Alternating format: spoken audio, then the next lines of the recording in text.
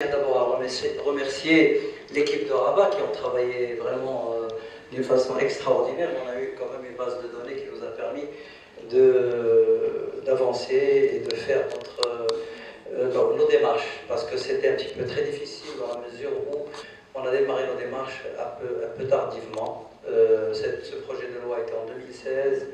Il était au niveau de la deuxième chambre très très longtemps, grâce à un parti qui a refusé de voter pour. Et comme par hasard, quand on a commencé à bouger, le projet a commencé à bouger, et j'étais étonné, surtout pendant la période où il y avait des vacances parlementaires, et il y a eu des commissions, malgré l'absence de beaucoup de membres de la deuxième chambre. Alors, pour que vous sachiez que grâce au contact, c'est Mqali, Rfas, Rifaï, et puis bon, les contacts de chacun, pour essayer de voir les chefs de parti, parce qu'on ne connaît pas la politique, et on a appris que on ne peut pas croire les politiciens, parce que sincèrement, quand on nous recevait, on avait l'impression qu'ils sont convaincus que la cause est gagnée, et puis le lendemain, dès qu'on sort d'ailleurs de chez un responsable, les opticiens rentrent chez lui comme par hasard, donc ils ont le planning, notre planning, etc. Donc on leur indique qui on a vu et pendant combien de temps. Donc il ne faut pas oublier que la présidente du syndicat des opticiens a sa sœur qui est députée au mouvement populaire, on peut le dire devant tout le monde, parce que maintenant on ne cache plus rien. Donc c'est un parti qui a fait agenouiller tous les Marocains pour faire passer, pour rendre un technicien médecin, tout simplement. Et c'est une honte. Quand on explique aux gens, j'ai été déçu par certains membres de la deuxième chambre qui nous parlent de notre nombre d'ophtalmos par rapport au nombre d'opticiens, comme si il est en campagne électorale, et comme quoi, si on n'est pas très nombreux, on peut permettre quand même à un technicien d'examiner un patient, un Marocain. Pour que vous sachiez les gens qui sont de votre côté et qu'il faut saluer, la CGM nous ont appuyés et ils ont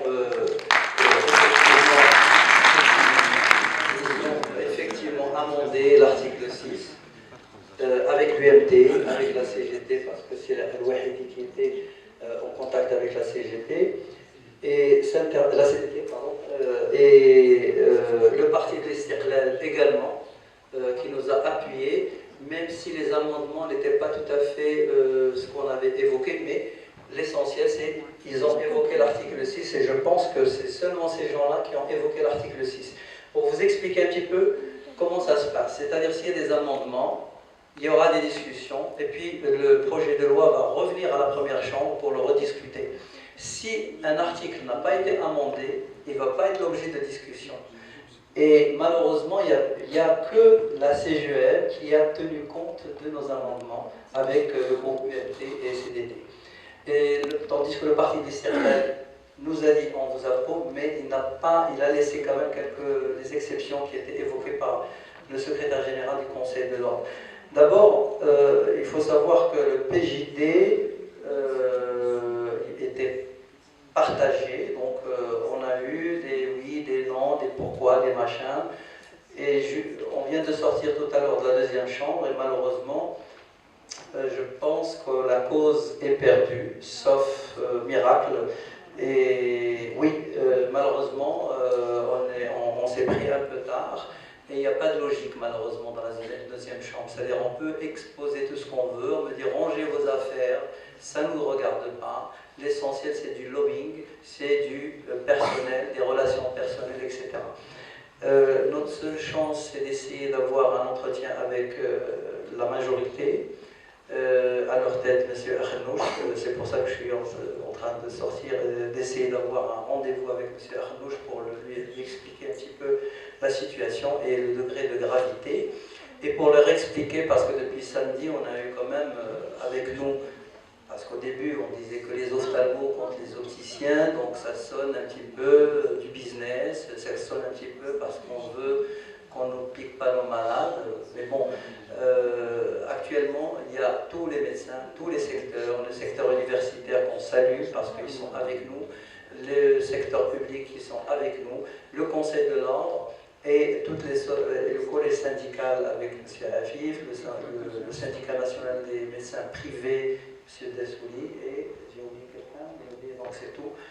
Donc il y a tous les secteurs, donc maintenant on est 11 000 médecins qui sont contre ce projet de loi, et on va essayer de voir avec, après l'Assemblée, de voir qu'est-ce qu'on pourra faire, quelles sont les alternatives. De toute façon, il y a toujours des alternatives, c'est pas un courant, donc ça va prendre du temps, donc on peut proposer autre chose.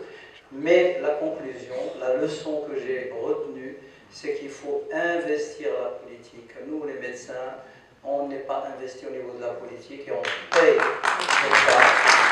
Et je pense que là, il faut prenez les partis que vous voulez, mais soyez toujours médecin au sein de votre parti, soyez dans le PJD, dans l'UC, dans le parti de l'Istiqlal. Moi, j'aimerais bien avoir une soixantaine de médecins dans la première chambre, et comme ça, on peut faire changer les choses, parce qu'on ne va pas tous exercer la médecine. Il y a un moment où il faut penser à nos enfants, à nos petits-enfants, pour pouvoir faire changer les choses. Malheureusement, il y a une ignorance totale de la médecine.